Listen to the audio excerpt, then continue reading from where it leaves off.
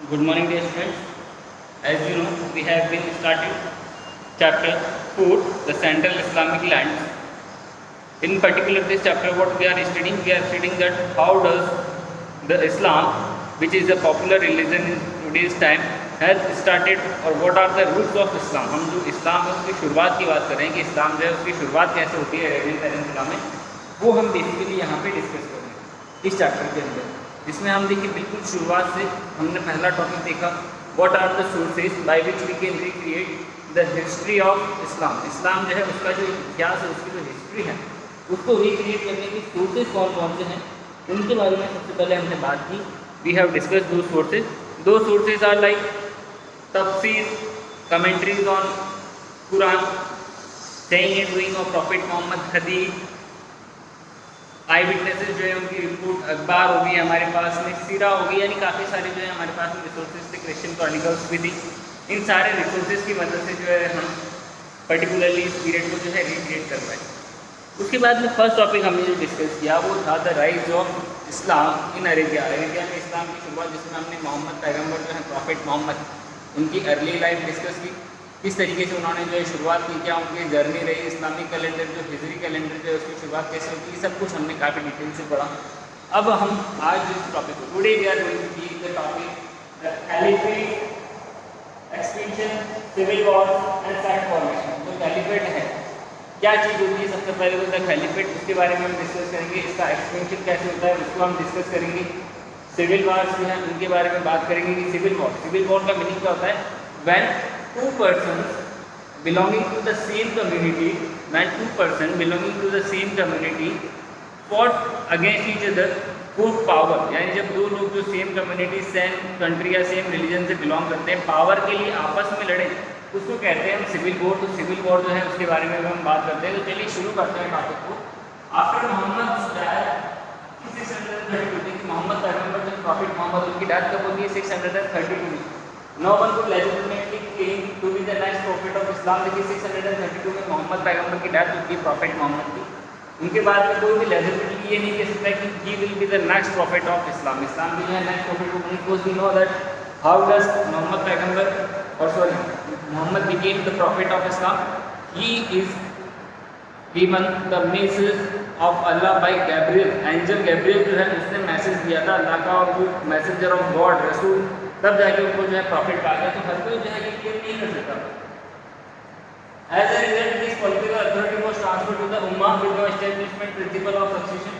तो इसके वजह से हुआ क्या कि कोई भी जो है वो सक्सेशन जो है नहीं दे पा रहा था, कोई भी अपने आप में नेक्स्ट प्रॉफिट जो इस्लाम का नहीं बना पा रहा था, क्योंकि ऐसा पॉसिबल ही नहीं था. तो जो उम्मा जो है, हमने बात की थी उम्मा क्या है. उम्मा है द बिलीवर्स, जो बिलीवर्स थे, जो विश्वास रखने वाले लोग थे अल्लाह में, उनकी जो कम्युनिटी बनाई थी सबसे पहले शुरुआत में मक्का में प्रॉफिट मोहम्मद ने, वो लोग जो है, वो जो ग्रुप था लोगों का, उसको कहा जाता है उम्मा. तो पावर जो है किसके हाथों में चली गई, इन उम्मा के हाथों में. This created opportunities for innovation but also cause deep invasion among the Muslim. अब इसकी वजह से हुआ क्या, देखिए कि पावर जो है वो उम्मा के हाथ में चली गई. तो ये ग्रुप जो है इसमें बहुत सारी अपॉर्चुनिटीज़ जो है वो बहुत सारी अपॉर्चुनिटीज जो है वो क्रिएट की. भाई लोग जो है अलग अलग इनोवेशन कर सकते थे जिसकी तरह से वो प्रॉफिट जो है वो बन सके इस्लाम की. इसकी वजह से हुआ क्या कि बहुत सारे डिवीजन भी हुए. मुस्लिम जो है वो आपस में बिखरने भी लगे, टूटने भी लगे. उनके अंदर किसी न किसी बात को लेकर जो है डिवीजन होना शुरू हुआ. The biggest innovation was the creation of the institution of caliphate. सबसे बड़ा जो देखिए इसमें इनोवेशन था वो क्या था, जो इंस्टीट्यूशन है खलीफेट का, उसका क्रिएशन. अब ये क्या चीज़ है institution of caliphate. Institution of caliphate का मीनिंग समझिए आप कि ये जैसे कोई एक ट्रेनिंग स्कूल है, एक ट्रेनिंग स्कूल है या फिर एक ग्रुप है लोगों का जिसका लीडर जो है, यानी ये जो ग्रुप है, इंस्टीट्यूशन जो है, एक तरीके से इस ग्रुप का जो लीडर होगा वो लीडर क्या करेगा, प्रॉफिट जो है वो बनेगा अपने खलीफा का, सॉरी खलीफा बनेगा प्रॉफिट का. क्या चीज़ है इसका मतलब, देखिए समझिए बहुत सिंपल से शब्दों में मैं आपको बता देता हूँ. फर्स्ट वन इज इन इस्लाम सबसे टॉप पे रहते हैं हमारे अल्लाह. अल्लाह सबसे टॉप पे हैं. उसके बाद में अल्लाह जो है, अल्लाह के बाद में प्रॉफिट मोहम्मद जो कि मैसेंजर हैं, मैसेंजर ऑफ गॉड कहलाते हैं, रसूल कहलाते हैं, मैसेंजर ऑफ गॉड है. उनके बाद में आते हैं खलीफा.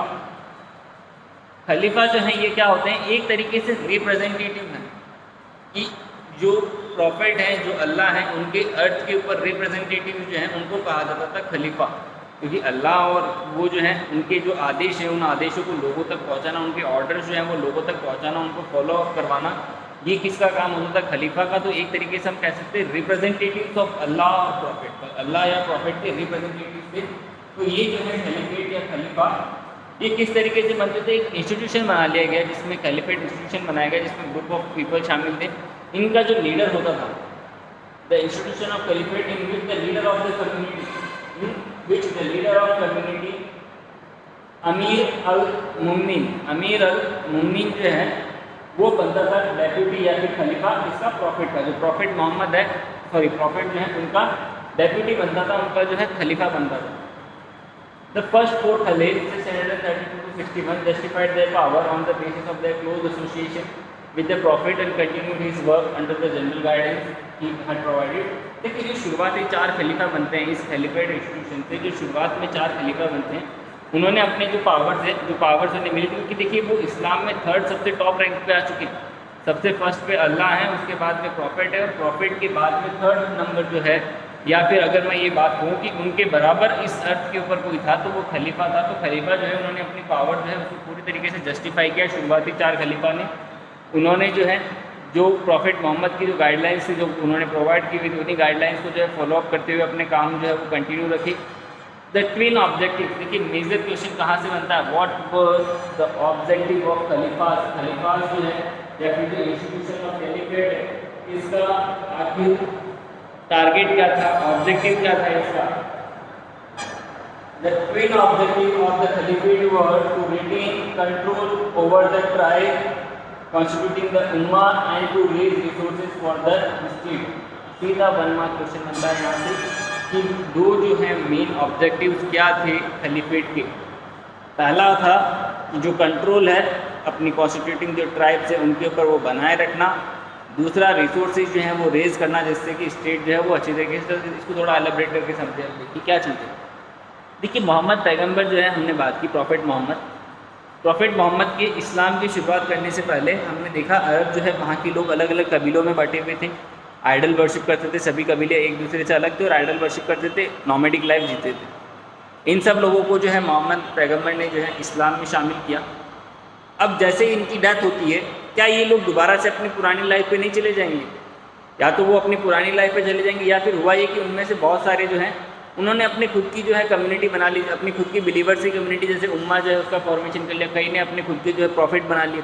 अब ये सब चीज़ें जो हो रही है, यानी इस्लाम में जो डिवीज़न आ रहा था, जो टूट रहा था इस्लाम, इसको जोड़े रखना जो है ये पहला टारगेट था। Second target was to raise resources, क्योंकि देखिए जो खलीफेट इंस्टीट्यूशन है अब ये एक पॉलिटिकल इंस्टीट्यूशन की तरह वर्क करना चाह रहा था, एक पॉलिटिकल लीडर, क्योंकि प्रॉफिट मोहम्मद खुद एक पॉलिटिकल लीडर बन चुके थे जिन्होंने जो है किस तरीके से मक्का मदीना वहाँ पे जो है अपने वर्शिप जो है वो शुरू करवाई अल्लाह की। तो ये पॉलिटिकल जो ट्रांसफॉर्मेशन है उसके लिए रिसोर्सेज चाहिए थे, पैसा चाहिए होता है, टैक्स चाहिए होता है, थिंग्स चाहिए होती है। इन सब चीज़ों के लिए जो है ये दो ऑब्जेक्टिव थे खलीफेट की। पहला रिटेन कंट्रोल, यानी जो ट्राइब्स छूट चुकी थी उन पर कंट्रोल बनाए रखना, और सेकेंड नई ट्राइब्स को इस्लाम में शामिल करने के लिए रिसोर्सेज को बढ़ाना। Following Muhammad death many tribes broke away from the Islamic State, देखिए मोहम्मद है उनके डेथ के बाद बहुत सारे जो ट्राइब्स हैं वो टूट के चली गई। सब में raise there on prophet to establish communities model on the ummah, कईयों ने जो अपने खुद के प्रॉफिट बना लिए। The second khalif Umar shaped ummah's policy of expansion of power. देखिए सबसे फर्स्ट जो है खलीफ वो कौन है? The first khalif Abu Bakr suppress the revolt by a series of campaign. Abu Bakr ने ये जो चीज़ हुई थी, देखिए ट्राइब जो है वो टूटती जा रही थी, उन्होंने अपने खुद के जो है प्रॉफिट रेज कर लिए थे, कईयों ने अपनी खुद की उम्मा बना ली थी। इन सब चीज़ों को जो है सप्रेस करने के लिए जो पहला जो खलीफ था उसने कई सारे जो है कैंपेन किए, कई सारे जो है उसने अभियान किए, अपने मूवमेंट्स में निकला वो, जिसमें उसने ये जो रिवोल्ट हो रहे थे, जो विद्रोह हो रहा था इस्लाम का, उसको जो है उसने खत्म किया था। Second khalif Umar, second khalif कौन है? Umar shaped ummah's policy of expansion of power. जो सेकंड खलीफ है उमर, उसने जो उम्मा की जो पॉलिसी थी एक्सपेंशन ऑफ पावर की, यानी पावर जो किस तरीके से एक्सपेंड किया जाए उसकी पॉलिसी जो है उसको शेप किया। The khalif knew that ummah could not be maintain out of the modest income derived from trade and taxes. जो खलीफ है वो ये मानते थे कि जो ये उम्मा है, ये जो बिलीवर्स की कम्युनिटी है, इसको आप जो मॉडेस्ट जो इनकम हो रही है, इनको बहुत थोड़ी बहुत जो इनकम होती है ट्रेड और टैक्स से, उसकी मदद से आप जो है नहीं चला सकते हो। रियलाइजिंग दैट रिच बूटी could be obtained from expeditionary raids, the Caliph and his military commanders mustered their tribal strength to conquer lands belonging to the Byzantine Empire in the west and the Sasanian Empire in the east। देखिए क्या चीज़ है, इन्हें समझ में आ गया था कि जो ये इस्लाम जो हमारा रेज हो रहा है, इन लोगों का जो है जो उम्मा है, ये बिलीवर्स की कम्युनिटी, इन सबके लिए पैसा चाहिए। अभी जो पैसा ये थोड़ा बहुत जो ट्रेड हो रहा है, थोड़ा बहुत टैक्स हम कलेक्ट कर रहे हैं, इससे पूरा नहीं हो सकता है। इसके लिए हमें जो है थोड़ी लूटपाट करनी होगी, बड़ी लूटपाट करनी होगी, और इसके लिए इन्होंने बिज़ांटीन और सासेनियन जो एम्पायर है, इन दोनों एम्पायर्स के ऊपर इन्होंने जो है अटैक किया। At the height of their power the Byzantine and Sasanian empire ruled vast territories and commanded huge resources to pursue their political and commercial interest in Arabia. देखिए जब ये बिज़ांटीन और सासेनियन एम्पायर अपनी हाइट पे थे, जानिब पे थे, बहुत पावरफुल थे, उस वक्त इनकी जो पॉलिटिकल और कमर्शियल इंटरेस्ट थे वो अरेबिया में बहुत ज़्यादा थे।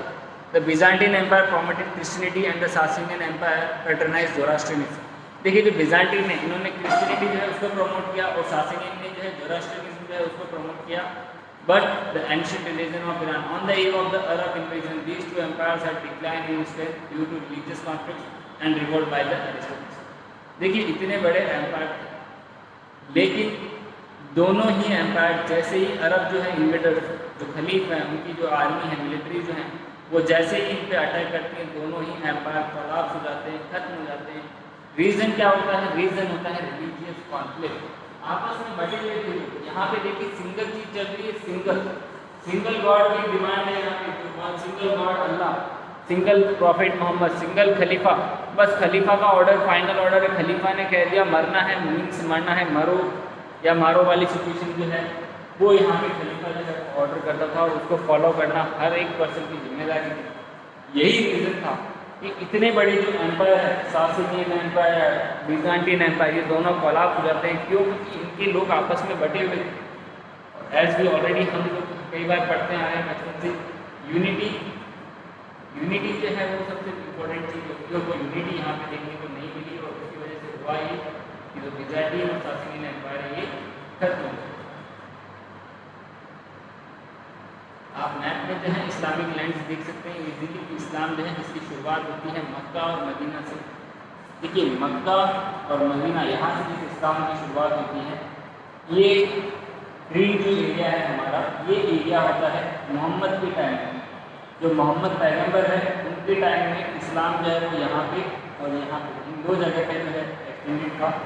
उसके बाद में अराउंड 758 सेंचुरी, देखिए अराउंड 758 सेंचुरी मीन्स जो 4 खलीफा हैं उनका पीरियड जा चुका है। उसके बाद के पीरियड में आप देखिए इस्लाम जो है वो कितने बड़े लेवल पर फैल चुका है, यहाँ तक पूरा कंप्लीट एरिया ये इस्लामी।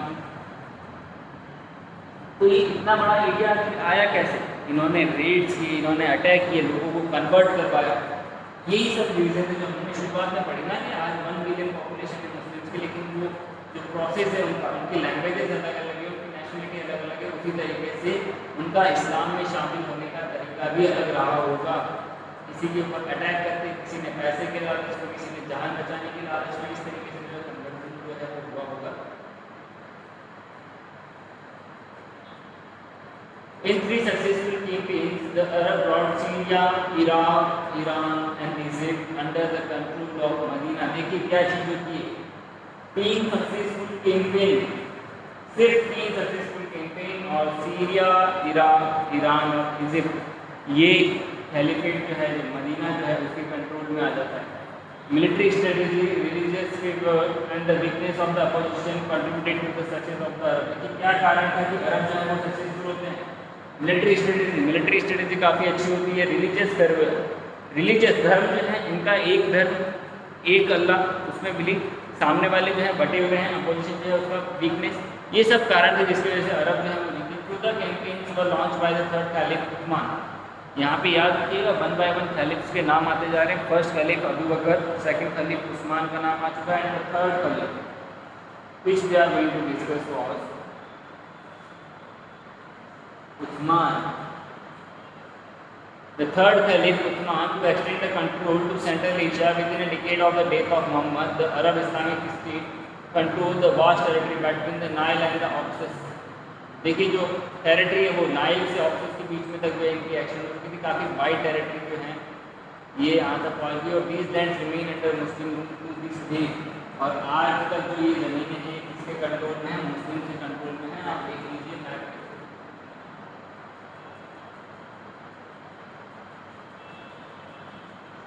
ये है हमारा इजिप्ट, यहाँ से शुरू होके इस्लाम जो है वो यहाँ तक पहुँच जाता है इस पूरे एरिया में। और आज भी जो है इन एरिया में आप देखते हैं इस्लाम जो है उसी का ही बोलबाला है, वही है वो यहाँ पे मेन धर्म के ऊपर। तो देखिए मेजर 3 खलीफ के नाम अभी तक हम पढ़ चुके हैं, एक बार दोबारा से देख लीजिएगा 3 खलीफ कौन कौन आए हुए हैं। पहला खलीफ है हमारी, देखिए the first khalif Abu Bakr, the second khalif Umar, Abu Bakr, Umar, and the third khalif was Usman और Usman.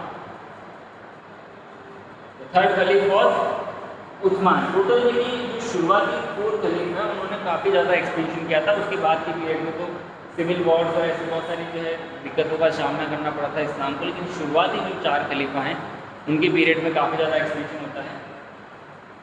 In all the conquered provinces, the Caliph imposed a new administrative structure headed by governors and tribal chiefs. देखिए जितने भी conquered provinces थे इन सबके अंदर इन्होंने एक नया सिस्टम एडमिनिस्ट्रेशन का वो शुरू किया, जिसके हेड जो है वो गवर्नर्स होते जिन्हें कहा गया था अमीर जो है, और उसके बाद में ट्राइबल चीफ में the central treasury but obtained its revenue from taxes paid by Muslim as well as its share of the duty from rates. देखिए जो सेंट्रल ट्रेजरी यानी जो इनका शाही खजाना, अगर मैं सिंपल शब्दों में कहूँ तो वो शाही खजाने की इनकम जो है वो कहाँ से होती थी, शाही खजाने को जो है मुस्लिम जो इस एरिया में रहते थे वो जो टैक्स पे करते थे उससे, साथ ही साथ में ये जो अटैक लूटपाट करते थे वो लूटपाट भी जो एक बहुत बड़ा हिस्सा जो है वो शामिल करते। The khalif soldier mostly bedouin settled in camp cities at the as of the desert such as Kufa and Basra. जो खलीफ है उसके जो सोल्जर यानी कि उसकी आर्मी के लोग ये मोस्टली क्या होते थे, बदामी होते थे, नॉमेड होते थे, सिटीज़ के बाहर जो है दूर डेजर्ट में ये लोग अपना घर बना के रहते थे वहाँ पे, कुफा या बसरा कहते हैं उसको। To remain within reach of the natural habitat as well as the हरेक कमांड। ये देखिए सिटी के एज में रहने का रीज़न क्या है कि ये नॉमेडिक लोग थे, तो सिटीज़ में रहना, एक सेटल्ड लाइफ में रहना इन्हें पसंद नहीं था। तो ये अपना जो नेचुरल जो हैबिटेट है उसमें भी रहते थे, साथ ही साथ में सिटी के पास में थे, जिससे कि किंग जो है उसके ऑर्डर्स भी इन तक पहुँच पाए।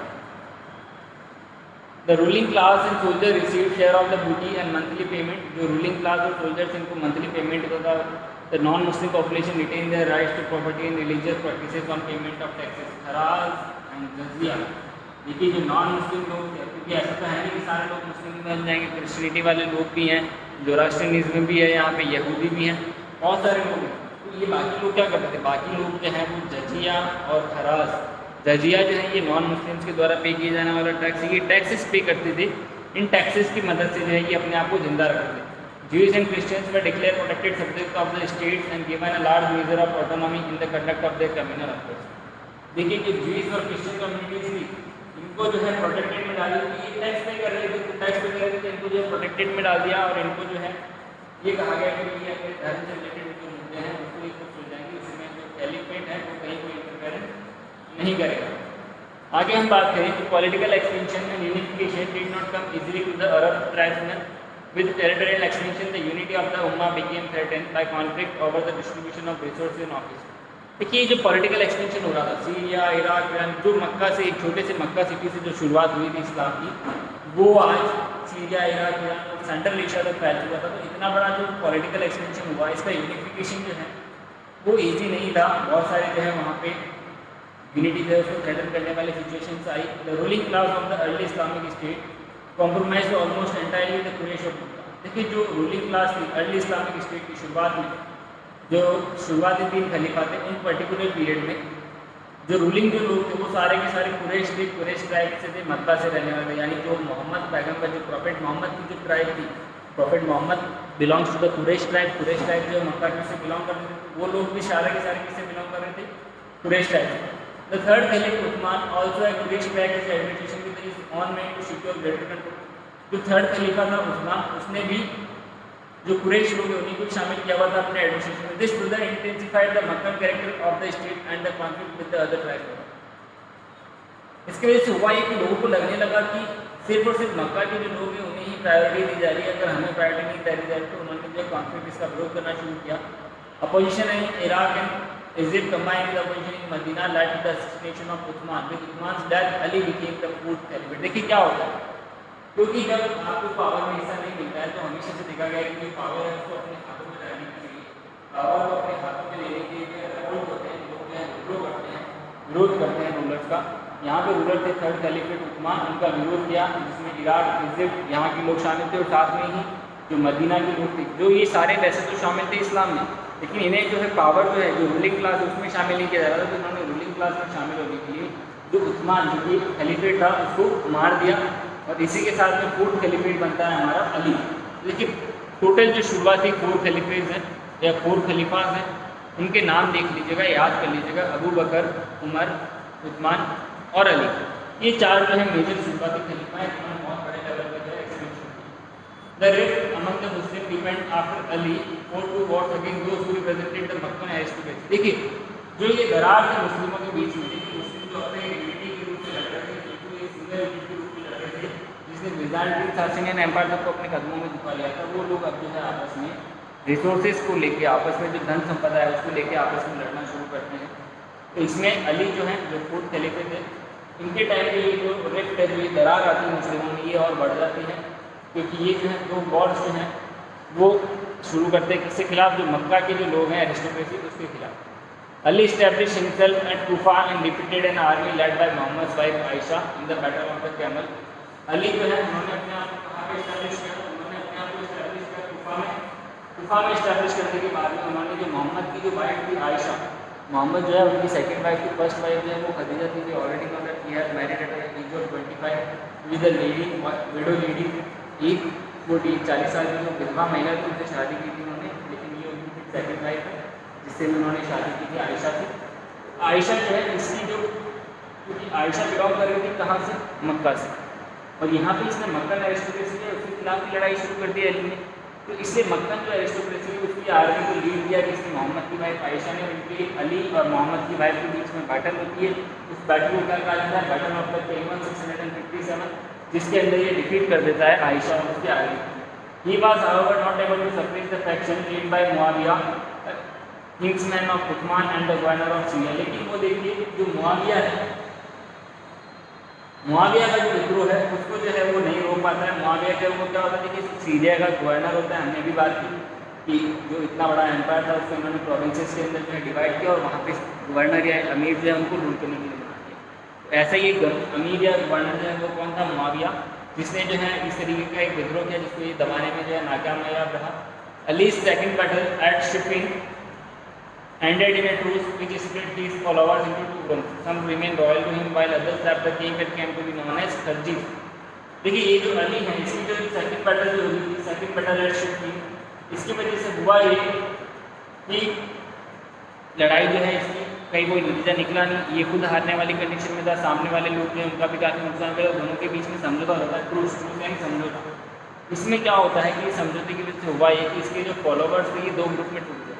कुछ लोग जो इसके जो हैं लॉयल रहे और कुछ लोग जो हैं इससे कैंप को छोड़ के दूसरों में शामिल हो गए। जो दूसरे में शामिल हुए उन्हें कहा गया खरजीज।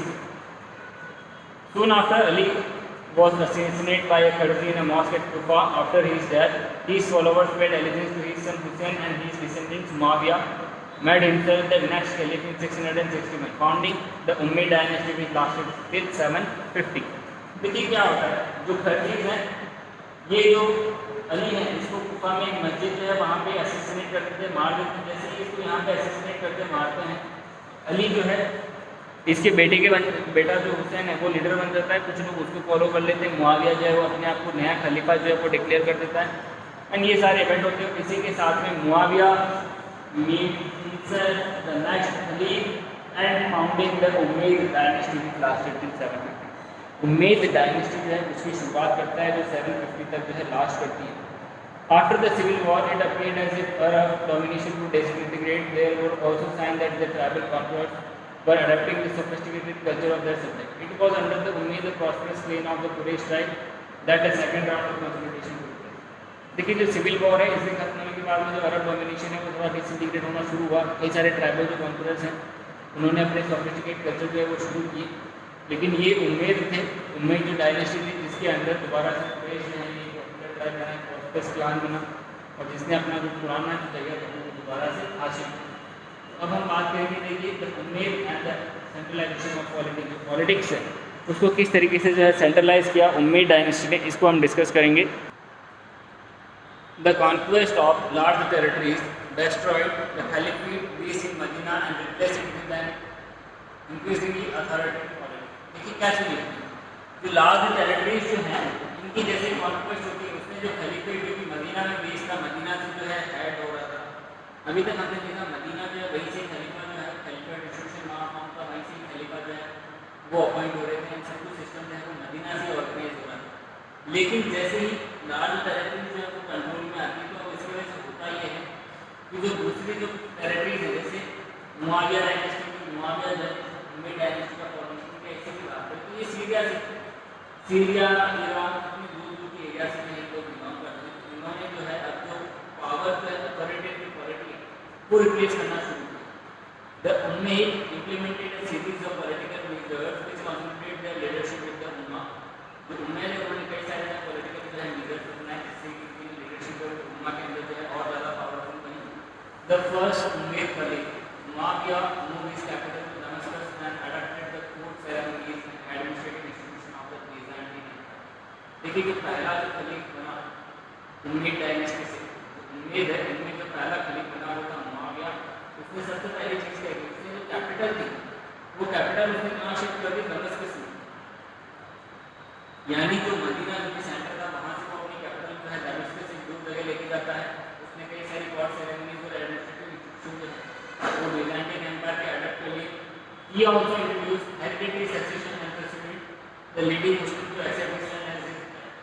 साथ ही साथ में दूसरी चीज क्या थी, जो खलीफा जो है जो कि अभी तक अपॉइंट हो रहा था उसको जो है उम्मा जो है खलीफेट इंस्टीट्यूशन के लोग वो खलीफेट इंस्टीट्यूशन जो बना रहा था अपॉइंट कर रहा था उसकी जगह उसने इसे खलीफा की पोजीशन को हेरिडिटरी बना दिया। हेरिडिटरी का मीन्स कि मुआविया की डेथ के बाद में उसका जो सन है वो नया खलीफा बनेगा, इसको जो है उसका मानना जो है खलीफा मानना पड़ेगा, वो पूरी उसमें डिक्लेयर करेगा and allow the Umayyads to take power for 90 years and the Abbasid 4 to 6। देखिए ये जो उसने इनोवेशन किया कि हेरिडिटरी ऑनरशिप ऑफ खलीफास पोस्ट, तो खलीफा की जो पोस्ट है उसकी हेरिडिटरी की उसकी शुरुआत की।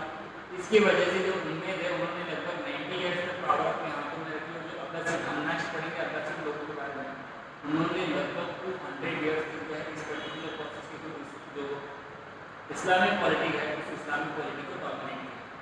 The Umayyad state was now an imperial power no longer based directly on Islam but on statecraft and the loyalty of Syrian. क्योंकि अब ये जो उम्मेद स्टेट था ये अब एक इंपीरियल पावर है, ना कि जैसे शुरुआत में देखा है इस्लामिक रिलीजन के रूप में इसकी शुरुआत हुई, उसकी जगह अभी एक इंपीरियल पावर के रूप में शुरू किया जाता है। There were Christian and tribal administration as well as Zoroastrian and Europeans, अलग अलग धर्मों के लोग जो है उनको शामिल किया गया। However Islam continue to provide legitimacy to their rule, लेकिन इस्लाम जो है वो अभी भी लेजिटिमेट कर रहा है, यानी उनका जो रूल है उसको लेजिटिमेट करने के लिए कानूनी मान्यता देने के लिए इस्लाम जो है उसको जरूरत थी। The Umayyad always appeal for unity and suppress rebellion in the name of Islam. Umayyad है उन्होंने हमेशा एकता की बात की और कोई भी विद्रोह करता उसको जो है वो सप्रेस कर दे in the name of Islam, कि भाई आप इस्लाम के खिलाफ जा रहे हो, इस बात को लेकर उनको जो है सप्रेस किया जाए। They also retain their Arab social identity, उन्होंने अपनी अरब सोशल आइडेंटिटी जो है उसको भी रिमेन रखा। During the reign of Abdul Malik and his successor both the Arab and Islamic identities were strongly emphasised. Among the measures, Abdul Malik took over the adoption of Arabic as the language of administration and the introduction of an Arabic Islamic coinage। Abdul Malik जो कि rule करता है 685 से 705 as the खलीफा और उसके successor उन्होंने अरब और Islamic identities दोनों को जो है अपना के रखा और उन्होंने जो है अरबिक जो लैंग्वेज है एडमिनिस्ट्रेशन में और साथ ही साथ में इस्लामिक कॉइनेज जो उसकी भी शुरुआत की। The gold dinar and silver dirham that had been circulating in the caliphate were copies of byzantine and Iranian coins. देखिए जो है इन्होंने कौन सी कॉइनेज की यानी कौन से सिक्कों की शुरुआत की, तो इन्होंने शुरुआत की the gold dinar and silver dirham. Gold का जो कॉइन है उसको दिनार कहा गया और सिल्वर कॉइन को दिरहम कहा गया। ये दोनों जो है सर्कुलेट किए गए खलीफेट के अंदर, लेकिन ये दोनों कॉपी थे, किससे कॉपी थे, byzantine और ईरानियन कॉइन से, दिनारियस और drachms with symbols of crosses and fire altars in Greek and अलग ही इंस्क्रिप्शन। जो ईरानियन और byzantine कॉइन थे उनके ऊपर अलग इंस्क्रिप्शन थी, उसकी कॉपी थी। ये symbols were removed at the inherit Arabic inscription, उन कॉइन्स के ऊपर जो ग्रीक सिंबल्स हैं उनको हटा दिया गया और अब वो जो है अरेबिक जो कॉइन्स उसके अंदर कर Abdul Malik also made a highly visible contribution to the development of an Arab Islamic identity by building the Dome of the Rock in Jerusalem. आप लोग जो हैं अभी शुरुआती महीना दो महीना जैसे आज जो लेक्चर रिकॉर्ड कर रहा हूँ today the lecture is recording on the day of 9 August, around 2 month पहले के इवेंट्स अगर आप देखेंगे 2021 में मई और जून 2021, इजराइल जो है वहाँ पे एक जगह है पैलेस्टाइन, इजराइल और पैलेस्टाइन के बीच में जो है जो जंग होती है वो इसी चीज़ को लेकर तो होती है, dome of the rock Israel में बना हुआ है। किसने बनाया है? अब्दुल मलिक। अब्दुल मलिक जो है उसने डॉम ऑफ रॉक जो है इसका फाउंडेशन करवाया, कहाँ पे करवाया? जेरूसलम में। जेरूसलम क्या है? जेरूसलम जो ज्विस लोग हैं, ज्विस लोग, उन ज्विस लोगों के जो है पवित्र जगह है, वहाँ पे अगर आप इस्लाम को लेकर एंटर करते हैं तो दो जो है अलग अलग धर्मों के लोग उनके बीच में कॉन्फ्लिक्ट होना शुरू हुआ। The dome of the rock built over rocky mount by Abdul Malik is the earliest major work of Islamic architecture. जो अर्लीस्ट इस्लामिक आर्किटेक्चर है उसका शुरुआत कौन सा है? Dome of the rock. कहाँ पे है ये? एक माउंट पे बना हुआ है जेरूसलम में। Created as a monument to the Muslim presence in the city of Jerusalem. इसलिए बनाया गया इसको ताकि जेरूसलम जो कि ज्यूइश सिटी है वहाँ पे एक मुस्लिम प्रेजेंस के रूप में बनाया जा सके। It acquired a majestical association connecting with the night journey of the prophet to heaven. जो प्रॉफिट मोहम्मद है उनकी जो जर्नी है उससे रिलेटेड इसको बताया गया। उसके बाद हम देखिए नेक्स्ट टॉपिक हम डिस्कस करेंगे वो है अब्दुल मलिक कॉइनेज। जो अब्दुल मलिक के जो कॉइन्स है उनको देखिए आप यहाँ पे। सबसे पहला कॉइन आप देखेंगे वो है बिजान्टिन गोल्ड सोलिडिस।